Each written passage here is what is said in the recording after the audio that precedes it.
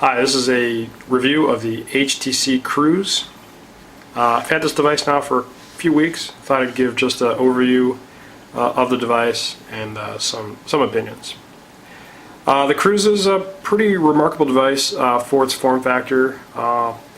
Not totally in love with the OS, but that's standard Windows Mobile gripe for me. I've used a lot of Windows Mobile in the last couple years, so I would classify myself as fairly experienced with Windows Mobile and knowing how to get around its quirks, but still, even with Windows Mobile 6.1 that I'm running an early release of, it still has its pitfalls and shortcomings. But in any case, let's talk about the hardware first, and we can talk about the software later. HTC Cruise, pretty slim form factor, 1 megapixel camera on the front and a 3 megapixel camera on the back. Some pretty neat options built in: GPS, Wi-Fi, Bluetooth, 3G data in the US. So pretty capable device here in Chicago on AT&T network. Phone quality wise, HTC quality, I would say it's between average and a little above average. Definitely nowhere near Nokia, but that's a standard opinion of most Windows Mobile devices. Phone quality is, typical. I wouldn't say stellar. Speakerphone is pretty decent, and earphone piece is pretty good. I haven't had any drop calls, and no one's been complaining about low mic pickup. Pretty cool device from a hardware and form factor size. I could pull out a 8525 here, so we can kind of compare size differences here. So a little thinner than the 8525. Of course, there's no keyboard, so that's obviously going to be a huge deal breaker for some people. On the front here, we've got 4 touchpad keys, call and shortcut to IE, and shortcut to your Navigator program. For this device, it comes with TomTom, so this would pressing this button would launch TomTom 6 right now.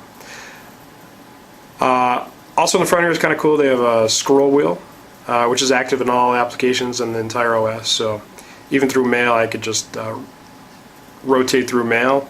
In the middle there is an action button. Because this is a HTC Touch device, it also has the Cruise or the Cube touch enabled screen. That's kind of finicky and it's kind of difficult to do with this hand. Obviously, even showing it on video, it's still a little finicky how to get working. One more try and we'll see. Nope. But there is the HTC Cube in there, which is the shortcut launcher. I don't find it that useful. Really, I really don't even use it. I'm sure other Cube users kind of get into it and work their shortcut magic that way, but I find it more annoying and slow than anything else, more gimmicky. But in the phone, it's touch enabled throughout the OS as well, so if you're scrolling through email, you can literally just scroll down. The odd operation about the touchscreen is that you have to apply a considerable amount of pressure to the screen to enable touch. A lot more than, let's say, the iPhone. I've had a few of the iPhones in the past couple months, and definitely, that touch is a lot more nimble, and you just kind of feather it along. This device, you literally have to press down and literally drag or flick like that. So a little more kind of proceeded touch than just a regular flick, and more natural. So HTC is kind of learning. Hopefully in their next devices they'll maybe kind of streamline that, maybe work their magic and make it a little smoother. Overall, the device I like. There are a couple gripes. One, very reflective front face. Beyond the screen color is great. Outside it's a little washed out in the sun, but I mean, you could even see in the video how reflective it is off. The bad thing I don't like is this mirrored finish around the screen.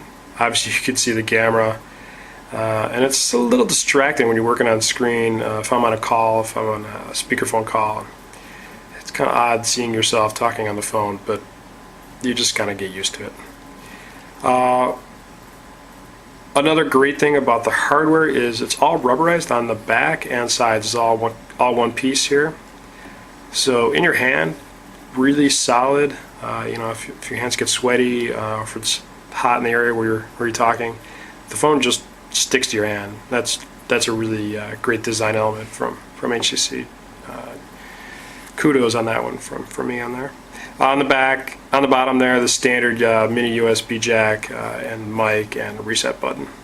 The phone, because it's Pocket PC Pro Edition, does come with a standard stylus.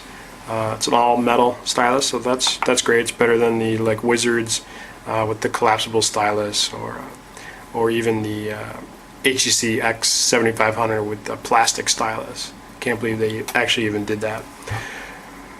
That's my quick review of the device today. What I'll do is post a more detailed, in-depth write-up of the device and its usability and some hacks that I've kind of came up with to make it a little more usable in the next couple days. Thanks, and come by and check it out later.